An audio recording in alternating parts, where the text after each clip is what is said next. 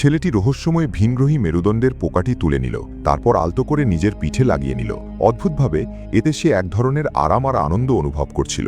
পাশে দাঁড়িয়ে থাকা ভিনগ্রহী প্রাণীটি এক কুটিল হাসি দিল। এরপর ছেলেটি ঘাড় ঘুরিয়ে সেই মনস্টারটাকেই নিজের বাবা বলে মানতে শুরু করল। সে চাইছিল খাঁচা থেকে তাকে মুক্ত করে দিতে। ভাগ্য ভালো যে তার আসল বাবা ঠিক সময় চলে এসেছিল। ছেলেটি যখন দেখল কেউ তাকে বাধা দিচ্ছে, সে সাথে সাথে হিংস্র রূপ ধারণ করল, যা দেখে সবাই অবাক হয়ে গেল। কেউ ভাবতেই পারেনি যে ছেলেটি আসলে একটা দানবকে রক্ষা করছে। ভিনগ্রহী প্রাণীটি মেশিনের মাধ্যমে ছেলেটিকে ব্যবহার করে হুমকি দিয়ে বলল, ওকে যদি মুক্ত না করা হয় তবে তার ছেলেরও বাঁচার সম্ভাবনা নেই। ওল্ডউড ভিনগ্রহীদের হুমকি সবচেয়ে বেশি ঘৃণা করত। নিজের সন্তানকে কিভাবে কেউ এভাবে ব্যবহার করবে? কোনো কথা না বলে সে সরাসরি সেই ভিনগ্রহী মেরুদণ্ডের অংশটি টেনে ছিঁড়ে ফেলল, আর তারপরই ছেলেটি জ্ঞান হারিয়ে ফেলে। ওল্ডউড কিছুতেই বুঝে উঠতে পারছিল না তার আদরের ছেলে কেন স্বেচ্ছায় এই ভিনগ্রহী জিনিসটা পিঠে লাগিয়েছিল।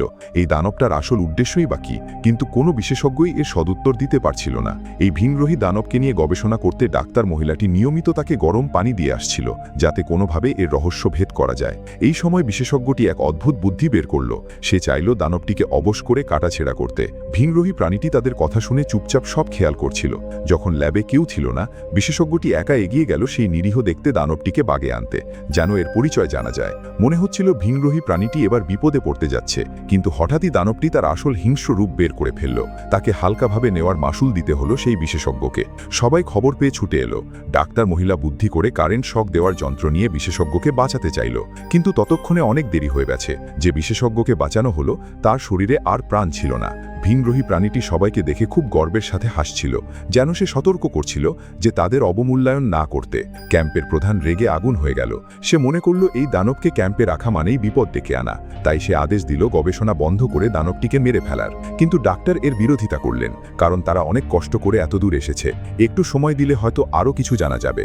ডাক্তারের জেদের কারণে প্রধান তাকে আরও আধা দিনের সময় দিল। সময় শেষ হলেই দানবটিকে শেষ করে ফেলার নির্দেশ থাকলো। ডাক্তার মহিলা কয়েক ঘন্টা গবেষণা করেও কিছু পেলেন না, কিন্তু কাল ওল্ডউড ভিনগ্রহী প্রাণীটির উপর যা করেছিল তা তার মনে পড়ে গেল। হয়তো এটাই তাদের একমাত্র দুর্বলতা। সময় প্রায় শেষ হয়ে আসছিল, তাই ডাক্তার শেষবারের মতো ঝুঁকি নেওয়ার সিদ্ধান্ত নিলেন। তিনি একটি ছুরি নিলেন আর বরাবরের মতো দানবটিকে পানি দেওয়ার ছুলে এগিয়ে গেলেন। ভিনগ্রহী প্রাণীটি বাইরে থেকে খুব শান্ত দেখাচ্ছিল, কিন্তু মহিলার মতিগতি হঠাৎ পাল্টে গেল। সে হঠাৎ 10,000 ভোল্টের শক দিল দানবটিকে, আর খাঁচার দরজা খুলে দিল। এক মুহূর্ত দেরি না করে সে সরাসরি দানবের তালুতে ছুরি বসিয়ে দিল। নারীরা যখন জেদ ধরে তখন তাদের সামলানো কঠিন। দুই শক্তিশালী মানুষও ডাক্তার মহিলার সাহস দেখে অবাক হয়ে গেল। ডাক্তার ঠিকই ধরেছিলেন, এটাই ছিল ভিনগ্রহী প্রাণীটির প্রধান দুর্বলতা। এরপর তারা মৃত দানবটির ময়না তদন্ত শুরু করল। এর ভেতরের জটিল গঠন দেখে সবাই স্তব্ধ হয়ে গেল। এমন কিছু আগে কখনো দেখেনি তারা। দানবের শরীরের ভেতরকার বিশেষ টিস্যুগুলো সরানোর পর যা দেখা গেল তা ডাক্তারকে ভয়ে কাঁপিয়ে দিল। দানবটির মেরুদণ্ডের হাড় ঠিক সেই যন্ত্রটার মতোই যা ছেলেটির পিঠে লাগানো ছিল। এর মানে কি এই যন্ত্রটি লাগালেই মানুষ এমন বিকৃত হয়ে যায়? তাহলে পৃথিবীর বাকি শিশুদের জীবনও কি তবে চরম বিপদের মুখে? যন্ত্রটি খোলার পর যখন ছোট্ট ছেলেটি জ্ঞান ফিরে পেল, কাল তার কাছে গেল। সে চাইছিল ছেলেটির কাছ থেকে এই ভিনগ্রহী প্রাণী আর মেরুদণ্ডের যন্ত্রটি সম্পর্কে আরও তথ্য জানতে। কিন্তু অবাক করা বিষয় হলো, ছেলেটি কোনো আবেগ ছাড়াই উত্তর দিল। কাল তার কথা শুনে হতভম্ব হয়ে গেল। রাতে কাল সেই জায়গায় গেল যেখানে ভিনগ্রহীরা থাকত। সে নিজের পিঠে সেই মেরুদণ্ডের যন্ত্রটি লাগিয়ে নিল, যেন সেও তাদের একজন। এভাবে সে ভেতরে ঢুকে তার ভাই আর বাকি শিশুদের উদ্ধারের পরিকল্পনা করল। দালানটির পরিবেশ ছিল খুবই ভুতুরে। মাঝে মাঝে ভিনগ্রহীরা টহল দিচ্ছিল। কার্ল দেখল একদল ভিনগ্রহী শিশুদের নিয়ে যাচ্ছে। এই সুযোগে সেও ভিড়ের সাথে মিশে ভেতরে ঢুকে পড়ল। ভিনগ্রহীরা যেহেতু সবাই সবুজ, তাই কাল যে তাদের দলের নয় তা বোঝার উপায় ছিল না। কাল অন্যদের মতো শুয়ে পড়ল। ভিনগ্রহী প্রাণীটি ঠিক মুরগির মতো বাচ্চাদের উপর বসে থাকল। কার্লের তখন ভয়ে বুক কাঁপছিল, যদি ধরা পড়ে তবে আর রক্ষা নেই। ভিনগ্রহী প্রাণীটি যখন খুব আদরের সাথে বাচ্চাদের স্পর্শ করছিল, কাল ভয়ে নিঃশ্বাস নিতেও পারছিল না। প্রাণীটি ঘুমিয়ে পড়লে সে সুযোগ বুঝে ওকে শেষ করতে চাইল, কিন্তু দানবটির ঘুম ছিল খুবই হালকা। দেরি না করে কাল দানবটির দুর্বল জায়গায় আঘাত করল। আতঙ্কিত বাচ্চারাও কালকে সাহায্য করতে এগিয়ে এলো। কাল একাই সবটা সামলাতে পারছিল না। এমন বিপদের মুহূর্তে পল ছুটে এলো। সে দানবের ওপর ঝাঁপিয়ে পড়ল, আর তখনই কাল সুযোগ বুঝে ওকে শেষ করতে পারল।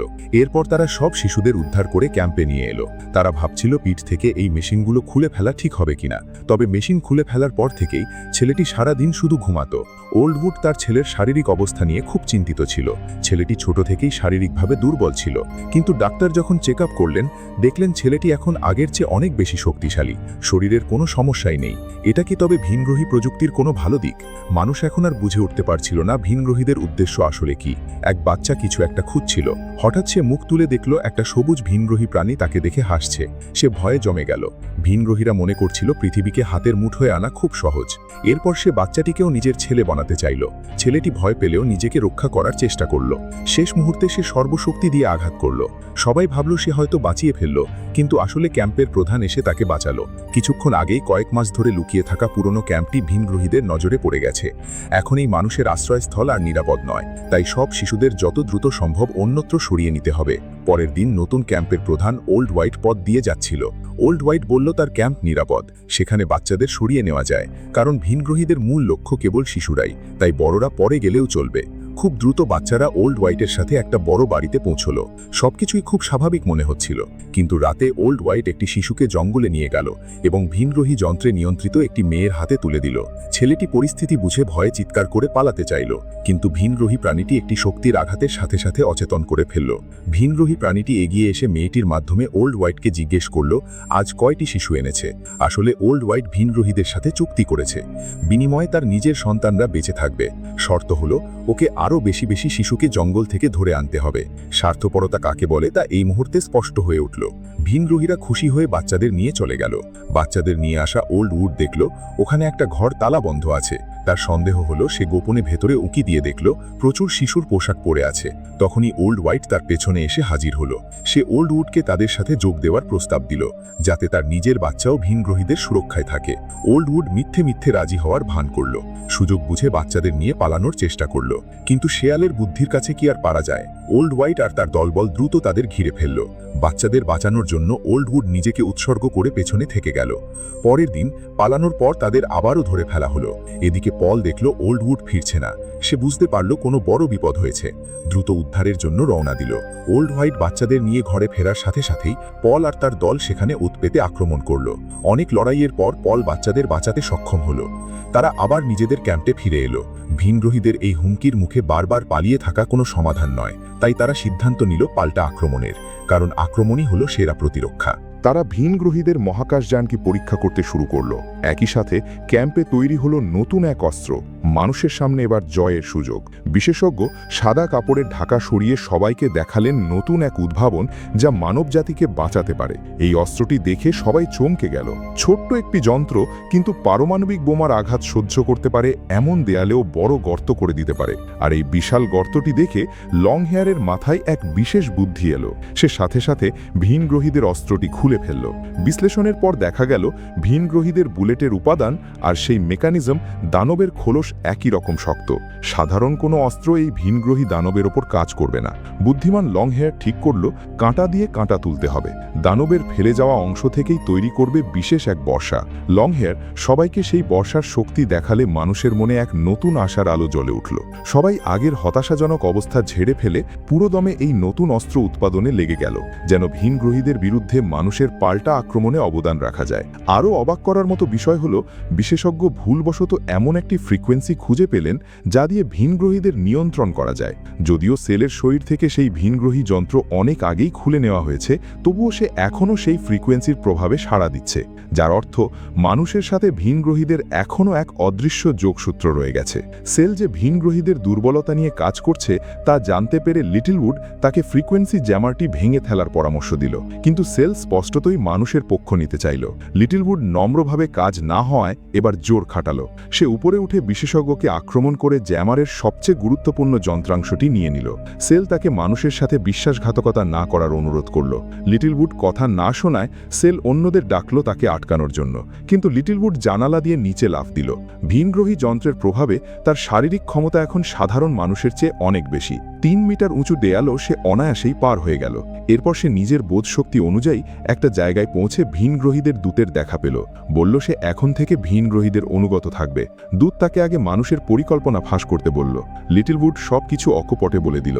আধা ঘন্টা পর পল অবশেষে সেখানে পৌঁছল, কিন্তু লিটলউড তখন পুরোপুরি ভেঙে পড়েছে।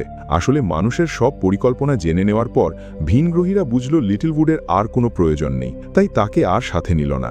লিটলউড নিজের ক্ষতি নিজে করল, আর তার বাবার আত্মত্যাগের কথা ভাবলে লিটলউডের জন্য পলের খুবই ঘৃণা হচ্ছিল।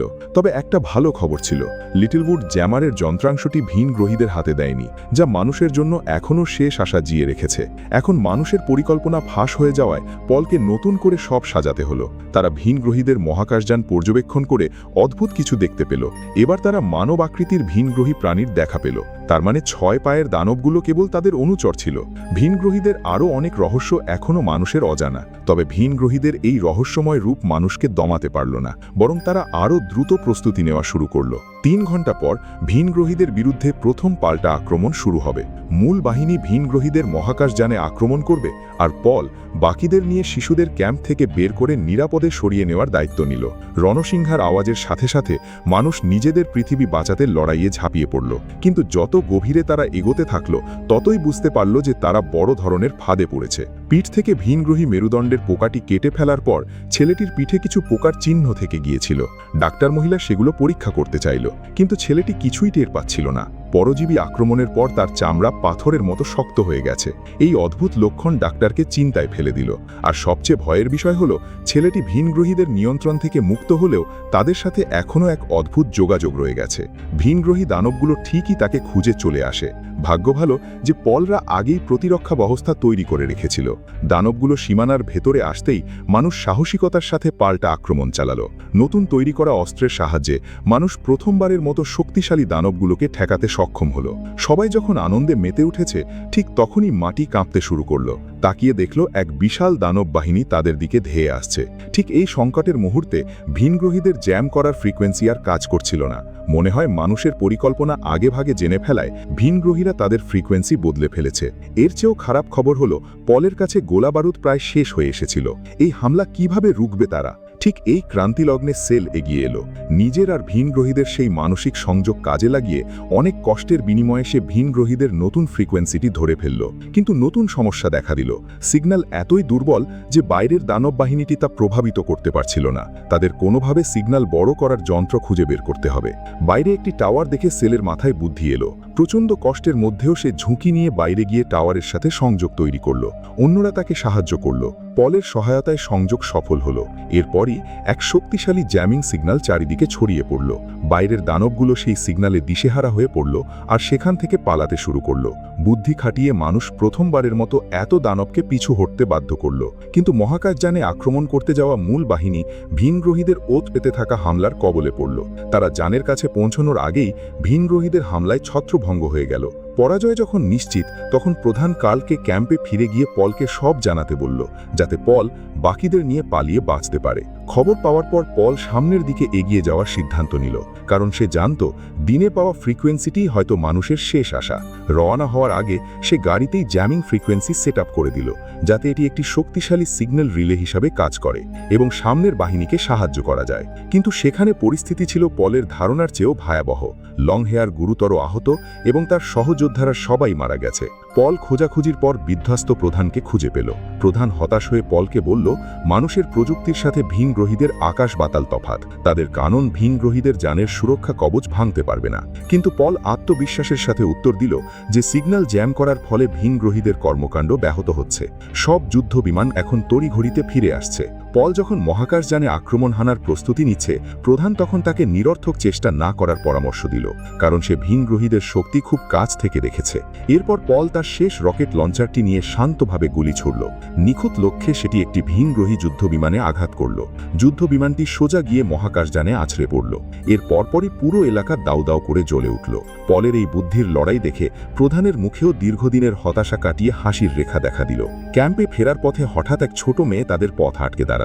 সামনেই একটা ভিনগ্রহী মহাকাশযান ধীরে ধীরে নেমে এলো, আর তার ভেতর থেকে বেরিয়ে এলো এক লম্বাটে ভিনগ্রহী মেয়েটির মাধ্যমে পলকে জানালো যে তাদের ভিনগ্রহী সভ্যতা অনেক উন্নত হলেও তারা মানুষের শক্তির পরিমাপ করতে ভুল করেছে। পলের ছেলের পিঠ থেকে যন্ত্রটি খুলে ফেললেও তারা যে কোনো সময় তাকে আবার ডাকতে পারে, আর যদি ছেলেকে বাঁচাতে চায় তাহলে তাকে এখনই জানে উঠতে হবে। পলের ছেলের প্রাণ বাঁচাতে সে অগত্যে ভিনগ্রহীদের জানে উঠে পড়ল। ভিনগ্রহীরা আসলে কি পরিকল্পনা করছে? ফলিং স্কাইজ প্রথম সিজন এখানে সমাপ্ত হলো।